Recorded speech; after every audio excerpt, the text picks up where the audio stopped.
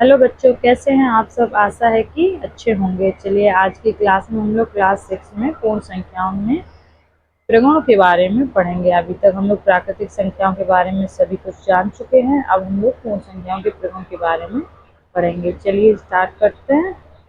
पूर्ण संख्याओं में प्रगुण, ठीक है, ये हमारा आज का टॉपिक है। इसमें पहला प्रगुण है योग का संवरक प्रगुण। इसमें क्या होता है कि दो पूर्ण संख्याओं का योगफल सदैव पूर्ण संख्या होता है।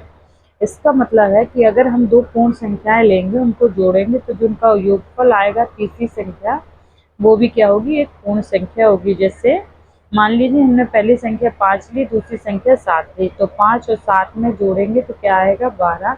12 क्या होगा, 12 भी एक पूर्ण संख्या होगी। चलिए अगला देखते हैं। दूसरा है योग का क्रम विनिमय प्रगुण।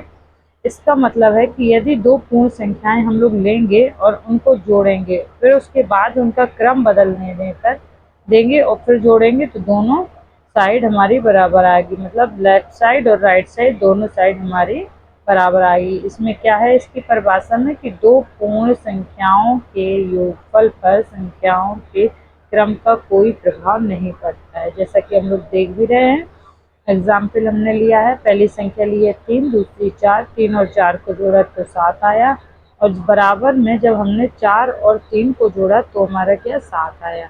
यानी पूर्ण संख्याओं में क्रम विनिमय प्रगुण है, क्रम विनिमय नियम को पालन करता है। चलिए तीसरा प्रगुण देखते हैं हम लोग, योग का तत्समक अवयव। इसमें क्या है, इसमें पढ़ लेते हैं हम लोग। किसी पूर्ण संख्या में यदि शून्य को जोड़ा जाता है तो योगफल वही संख्या होती है। इसका मतलब है कि शून्य को हम लोग योग का तत्समक अवयव कहते हैं। जैसे अगर हम शून्य में किसी संख्या को जोड़ेंगे या किसी संख्या में हम शून्य जोड़ेंगे तो हमारे योगफल में वही संख्या आएगी। तो ये थे अभी तक हम लोगों ने 3 नियम देखे। चलिए अगला नियम देखते हैं। अगला नियम है हमारा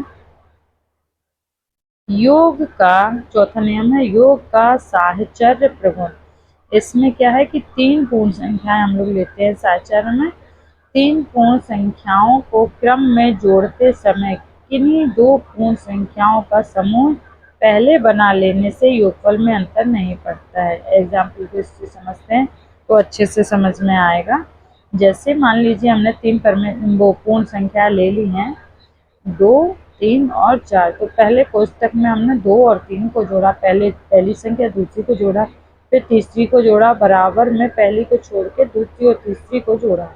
तो देखिए 2 और 3 क्या होगा, 5, 5 में 4 जोड़ेंगे, फिर यहाँ 3 और 4 कितने होंगे, 7, 7 में फिर 2 को, तो देखो 5 और 4 9, 2 और 7 9, तो 9 बराबर 9 आया। इसका मतलब है कि पूर्ण संख्याओं में साहचर्य प्रगुण का पालन होता है। चलिए अगला नियम देख लेते हैं, पूर्ण संख्याओं पर घटाने का संवरक प्रगुण। इसका मतलब है कि घटाने की, इसकी पहले डेफिनेशन पढ़ लेते हैं। घटाने की संक्रिया में पूर्ण संख्याओं के लिए संवरक नहीं है। मतलब कि पूर्ण संख्याओं में घटाने पे संवरक नियम पालन नहीं करता। अभी हमने पहले देख चुके हैं हम लोग कि पूर्ण संख्याओं में योगफल में तो संवरक नियम पालन करता है, लेकिन घटाने में नहीं करता है। जैसे समझते हैं इसको एग्जाम्पल से। जैसे मान लीजिए हमने 2 पूर्ण संख्याएं ले ली हैं, एक 8 और एक 5। अब 8 में से 5 घटाया तो क्या आया, 3। 3 तो एक पूर्ण संख्या है।